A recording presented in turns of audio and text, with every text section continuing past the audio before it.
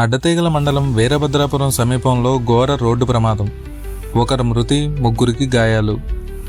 నమస్కారం, మీరు చూస్తున్నారు మన్నెంలో న్యూస్.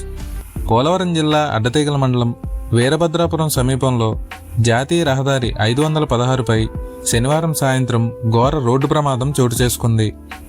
అడ్డతీగల మండలం వీరంపాలెం గ్రామానికి చెందిన గ్రామస్తులు రాజబొమ్మంగి మండలం అమ్మిరేకుల గ్రామానికి వెళ్లి తిరిగి వస్తుండగా వారు ప్రయాణిస్తున్న ఆటోను వీరభద్రాపురం సమీపంలో ట్రాక్టర్ బలంగా ఢీకొట్టింది.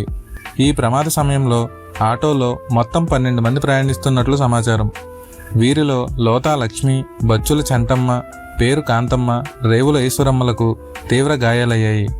ప్రమాదం జరిగిన వెంటనే స్థానికులు స్పందించి క్షతగాత్రులను బయటకు తీసి 108 అంబులెన్స్కు సమాచారం అందించారు. అనంతరం గాయపడిన వారిని అడ్డతీగల ప్రభుత్వ ఆసుపత్రికి తరలించారు. అయితే ప్రభుత్వ ఆసుపత్రికి తరలిస్తుండగా లోతా లక్ష్మి మార్గమధ్యంలో మృతి చెందినట్లు వైద్యులు ధృవీకరించారు. మిగిలిన క్షతగాత్రులకు అడ్డతీగల ప్రభుత్వ ఆసుపత్రిలో అత్యవసర చికిత్స అందిస్తున్నారు. ప్రమాద సమాచారం అందుకున్న అడ్డతీగల ఎస్ఐ బి వినోద్ తన సిబ్బందితో కలిసి సంఘటనా స్థలానికి చేరుకుని ప్రమాదంపై వివరాలు సేకరిస్తున్నారు. ప్రమాదానికి గల పూర్తి కారణాలపై పోలీసులు దర్యాప్తు చేస్తున్నారు.